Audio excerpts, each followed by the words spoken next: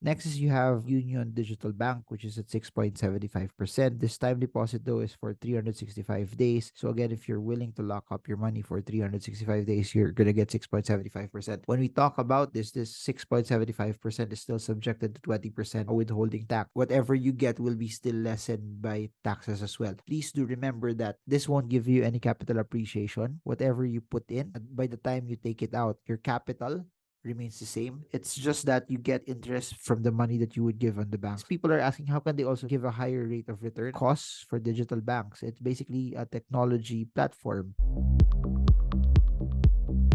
So in this video, I want to talk about how you can earn passive income in a very, very liquid way. So we've talked a lot about dividend investing, and the whole context, the whole narrative of dividend investing is you buy a stock, you hold it, and then you get returns that are relatively higher than fixed income assets. Although you are holding onto it, there are people as they start holding onto a stock, they can't take the volatility because at the end of the day, the daily moves in the stock market is basically subjected to supply and demand. More buyers bring the prices up and more sellers bring the prices down. And as more people buy, prices go up. There are certain times when people are fearful, and when those things happen, regardless if it's a dividend paying stock, regardless if the dividend yield is high, they also get battered down. And I do know there are people who don't have the ability to be able to do that because when it goes down, emotions get the better of them. And I always say that you need to temper your emotions when you are investing, but it goes to show that it's not a one size fit all investment because there will be people that can't really take it, and that's okay because there are other investments that you could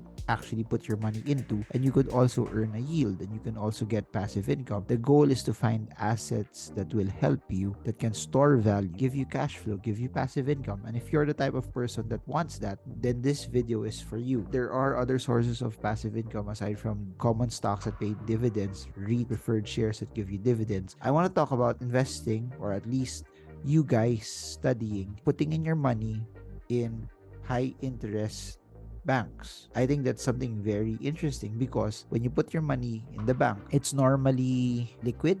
Since it's from the Philippines, it's highly regulated, and then it's also easy for you to be able to put it in or out. I want to talk about six, and this is as of the time that I'm recording this. We are in the middle of July 2023, and of course, this can change as well. The higher the yields, the more it won't be sustainable. It does not mean that the company won't last, it just means that they may not be able to sustain it, or it's a way for them to be able to get new users on the door. It will be part of their marketing expense, but it will only be for a short period of time. This is not something that they're gonna do for 10 years or 5 years. So I want to start off with number 6, Tonic. It's another digital bank. They give about 6% in terms of time deposits, and it's about for 180 days as well. So again, the whole goal of this is 180 days is 6 months roughly. The whole narrative is if you're not gonna touch the money, but if you want it in something that's liquid and not volatile, then this is the route for you to take. Another one that you can look at is Uno Digital Bank, which is about 6.5%. So Tonic is 6%. For Uno Digital Bank, it's 90 days. And it's a time deposit that will give you 6.5%.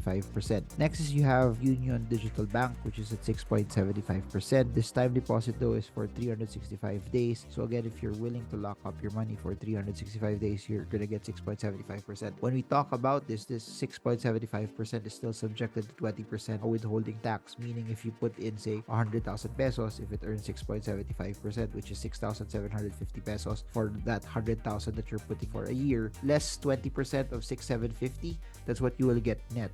And I just want to clarify this also, that for Tonic Bank it's 6% and then you leave it for 180 days, you're only gonna get half of that. So you're most likely gonna get a return of 3% for leaving it for 180 days. So that actually means that if you put in 100,000 pesos, you get 3% of that, which is about 3,000 pesos less 20% tax. So 3,000, 20% tax of 3,000 is 600. So you get 2,400 pesos from the 100,000 pesos that you actually put in. Whatever you get will be still lessened by taxes as well. Please do remember that this won't give you any capital appreciation. Whatever you put in, by the time you take it out, your capital remains the same. It's just that you get interest from the money that you would give on the banks. People are asking how can they also give a higher rate of return? Costs for digital banks. It's basically a technology platform. You don't have any physical branches that you have to spend a lot of money for you to be able to build. And then when you're building something, probably you're buying the land or you're renting it out, then you're hiring a lot of people. There's a multiplier effect there in